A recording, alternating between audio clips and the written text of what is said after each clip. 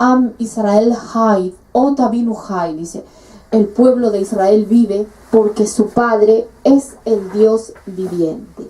Y la verdad es que en estos tiempos que estamos viviendo, tiempos muy difíciles, en hebreo decimos Aharit Hayamim, los tiempos del fin, ¿verdad?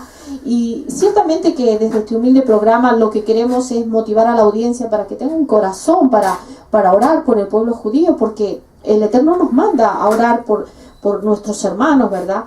Pero también a despertar entre la audiencia un sentimiento, volver a las raíces hebreas de la fe, ponernos, como nos dice su palabra, en la brecha a favor de la tierra también. Todos los días, cuando nos levantamos y en lo que andamos, o cogemos el periódico, las noticias, no hay una buena noticia. Casi todas las noticias son de levantamientos, de bombas, de que en Irak se levantaron personas, hicieron detonar un coche, murieron personas, inundaciones, incendios, pérdidas de las viviendas. Ahora mismo, en estos días de festividad, murieron personas por tema de estufas, de calentadores, perdieron la vida. De humo y todo esto. Entonces, ¿verdad? Lo que tenemos que hacer en este tiempo es pedir los unos por los otros. Yeshua decía, en esto conocerán que son mis discípulos, que sí tienen amor los unos por los otros. Debemos orar por nuestros hermanos, por todas las personas, tratar de ayudar en lo que podamos, no tan solo de palabras, sino de hecho y de verdad.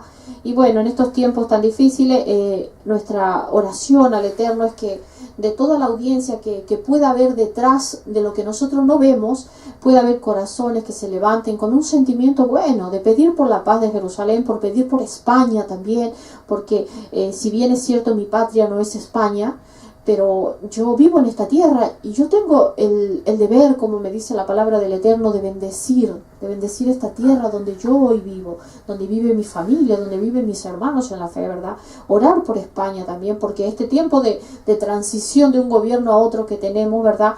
Cuán importante es también poner la vida de este hombre, como es el señor Mariano Rajoy, nuestro presidente, ¿verdad? Dice la palabra del Eterno que Él pone y saca reyes.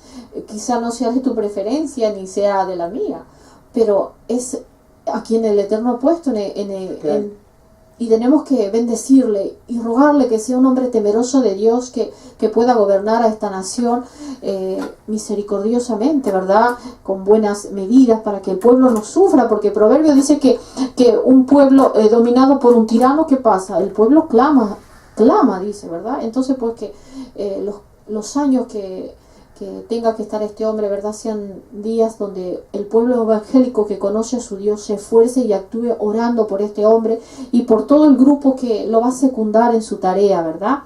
Bueno, cambiando un poco de tema, vamos a hablar de Yeshua. Yeshua, ¿quién es Yeshua? Bueno, para la grey cristiana dice Jesucristo, que nació, según la tradición, dice que nació hace el 24 de diciembre.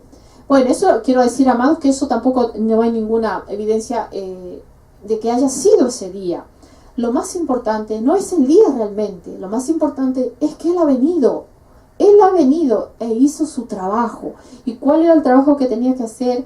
Poner su vida en expiación por toda la humanidad. Entonces, eso es lo que hemos celebrado en estos días, ¿verdad? Que Él ha venido, Y lo más importante es que, ¿cómo es? ¿Somos hijos de Dios por qué? ¿Por creación, Juan? ¿O somos hijos de Dios por redención? ¿Tú qué crees? Bueno, eso depende del modo en que lo mires, ¿no? Por creación... somos todos. Somos todos. Y por redención, solo los redimidos. Por la sangre de Yeshua. Claro, solo los que nos hemos arrepentido delante de Él, lo que le hemos reconocido como nuestro Señor y Salvador, ahí automáticamente adoptamos el título de hijos, de ser llamados hijos de Dios. Pero todos aquellos que le aman. Si tú no amas a Dios, si tú no amas a Yeshua, no puedes ser hijo de alguien al que no amas. Puede ser generacional, puede ser porque así lo quiso establecer, pero tiene que haber una relación con el Padre para poder ser llamados hijos. Lo importante es que la oferta de Yeshua es fue dicha hace 2000 años y decía: venid a mí todos los que estáis cargados y fatigados, y yo os haré descansar. Y en estos tiempos donde la gente corre deprisa, donde la gente tiene necesidades económicas, de vivienda, de comida, de calzado, qué hermosa oferta generosa que el Eterno nos hace a través de su Hijo, ¿verdad? Cuando dice: venid a mí. Si tú no le conoces, Yeshua sigue diciendo la misma oferta, que puedas venir a Él. Mira, aquí nos encontramos los días domingo en la carretera de Villa Franquesa, se llama Congregación Cuerpo de Cristo, y puedes acercarte cuando quieras, siempre habrá una palabra para ti. Pero bueno, en esta tarde también quería compartir acerca de qué es un kosher, Juan. Hemos estado en Israel, y cuando vamos a un sitio a comer, aquí dice todo es kosher, no hay nada que no sea kosher. ¿Qué es kosher, Juan? Tú sabes. Kosher es la comida, hay muchas cosas kosher, no solo la comida, sino todo lo relacionado, la ropa, según lo ortodoxos que queramos ser, pues se vuelve más kosher todo. Kosher significa que tiene que estar hecho con una forma tradicional, la comida, con una limpieza tradicional. No se puede mezclar la leche con la carne, no se puede, hay un montón de detalles. Animales impuros no son parte de la comida, cierta ropa mezclada con otro género tampoco, pero en realidad esas son normas. Aquí, el único que nos hace kosher es Yeshua. ¿Por qué? Porque dice que fue sin mancha. Shehayu Elohim Adonai, el Cordero de Dios que quita el pecado del mundo, no el Cordero de Israel. Un día vamos a hablar de eso también. De hecho, los hombres, incluso los que tú, cuando te subes en un avión para ir a Israel, tú puedes seleccionar en tu billete qué tipo de comida quieres, si quieres comida kosher o comida no kosher. Y normalmente los judíos ortodoxos o ultraortodoxos que van en el avión, aun dándoles la comida kosher, no la comen. La miran, la requete miran, la huelen y no la quieren. Porque necesitan saber de dónde viene, quién la ha hecho, quién todo. Pero evidentemente si tiene certificado kosher es porque un rabino en otro lado la ha certificado como comida kosher. Yo recuerdo que hace años en Israel había comida, había solo sitios donde se comía comida kosher. Hoy por hoy, hace años hablar de una pizza era algo fuera de lo normal. Una pizza no podía ser kosher. Hoy vas a Israel y está lleno de pizzerías kosher. Hasta McDonald's tiene hamburguesa kosher. ¿Por qué? Porque el hombre se adapta a todo. El único que no cambia es Yeshua. Yeshua sí es kosher. Sí, ¿verdad? Sí. Dice, la mayoría de la gente asume que Yeshua no tiene nada que ver con ser kosher. Bueno, kosher en realidad, en términos más simples, quiere decir ser limpios, completos, apropiados, purificados.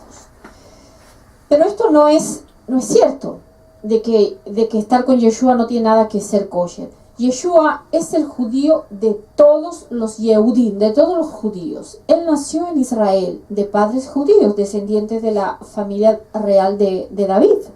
Fue circuncidado, como nos cuenta el Brit Hadashah, en el 8º día.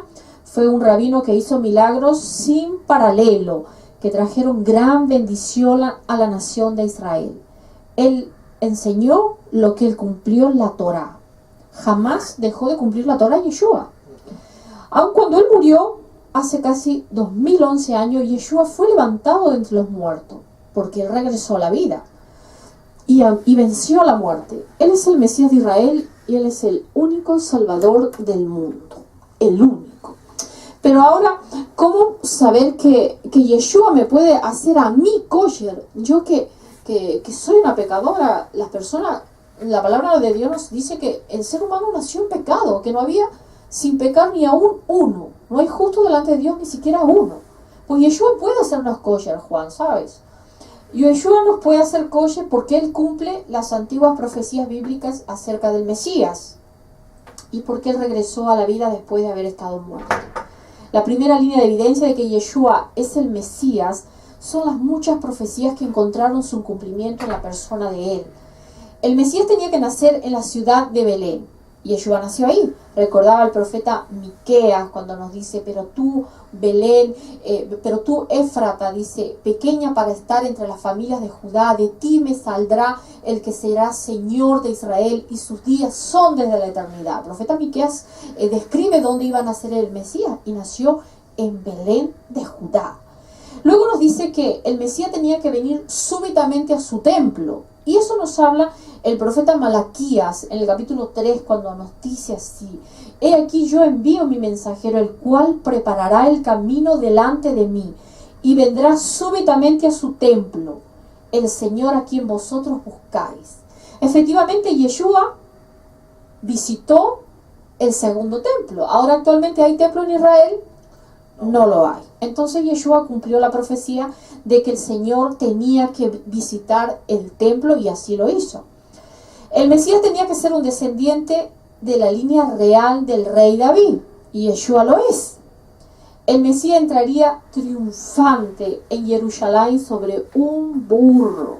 Recordaba Yeshua ese día entrando en un pollino hijo de asna, recorriendo la ciudad de Jerusalén y todo el pueblo detrás de él. El Mesías sería condenado a muerte, aunque él era realmente inocente, perfecto. Y realmente lo fue, porque el profeta Yesiahu, el profeta Isaías 53, nos habla de los sufrimientos del Mesías, que dice que fue despreciado entre los hombres, varón de dolor, experimentado en quebranto, como que escondimos el rostro de él, y fue herido, dice, pero fue herido por nuestras rebeliones. El Mesías sería levantado de entre los muertos, y Yeshua lo fue. Recordaba los escritos de los apóstoles, ¿verdad?, de cuando ellos cuentan de que fueron al sepulcro después que pasó el día de reposo, dice, fueron a ver, y dice que la tumba tenía una gran piedra, y que pasó con esa piedra, dice que la piedra había sido quitada y que no estaba allí. Y bueno, la verdad es que cada vez que hemos podido ir a Israel hemos visitado esa tumba, y lo que a mí, de todo lo que he visitado en la tierra, lo que más llena mi corazón es saber que esa tumba está vacía. Y hay una puerta ahora, y detrás de esa puerta está escrito y dice, no está aquí, ha resucitado. Solo Yeshua ha cumplido esta profecía. Nadie se le acerca. La probabilidad de que una persona cumpla a rajatabla todas estas profecías sería pura casualidad. Solamente Yeshua ha cumplido todo eso. ¿Cuál es la segunda línea de evidencia de que Yeshua es el Mesías? Ahora bien, muchas veces hasta cuando hemos visto la película La Pasión o Jesús de Nazaret, y hemos visto la conducta de los apóstoles cuando cada quien se fue por su camino, a esconderse, porque era realmente muy fuerte para ellos ese momento cuando Yeshua es apresado, donde lo condenan a muerte. Vemos a un Kefas, a un Pedro que dice, no lo conozco. 3 veces negando a Yeshua, dice, heriré al pastor y serán dispersadas las ovejas. Y luego nos encontramos a unos apóstoles totalmente atemorizados, escondidos, por miedo, dice, a los judíos primeramente, y miedo a los romanos también. ¿Y qué pasó luego? Esos hombres tan amedrentados, tan apenados, tan descorazonados, vemos que fueron los hombres que cambiaron el mundo. Porque por el testimonio de esos hombres nos ha llegado la buena nueva de Yeshua. La evidencia más grande de que Yeshua haya resucitado es que estos hombres lo vieron y proclamaron esa verdad al mundo. Solamente la resurrección de Yeshua, el cumplimiento de la Torá, del Tanaj, hizo que estos hombres pudieran proclamarle al mundo lo que habían estado esperando, que el Mesías realmente se levantaba de entre los muertos. Cambió de un Pedro escondido, negando al Señor, cambió a un Pedro valiente, que se paró, dice, en el pórtico de Salomón. Ciertamente, decía, digo a la casa de Israel, que este Yeshua a quien vosotros habéis desechado es la piedra. Dice que desecharon los edificadores, ha venido a ser cabeza de ángulo, desechada por los hombres, pero para Dios escogida y preciosa. Vemos a un Pedro totalmente cambiado. Vemos a a un Saulo de Tarso, a Rab Shaul, el apóstol Pablo, de ser un perseguidor de la iglesia, que dice que respiraba amenazas y muerte en contra de los judíos, vemos a un Pablo, con el tiempo, rendido a los pies de Yeshua, que dice, ya no vivo yo, Mashiach vive en mí. Esa es la mayor evidencia de que de verdaderamente Yeshua era quien decía ser. Ahora mismo, por ejemplo, Buda no ha resucitado, Mahoma no ha resucitado, Confucio no ha resucitado, solamente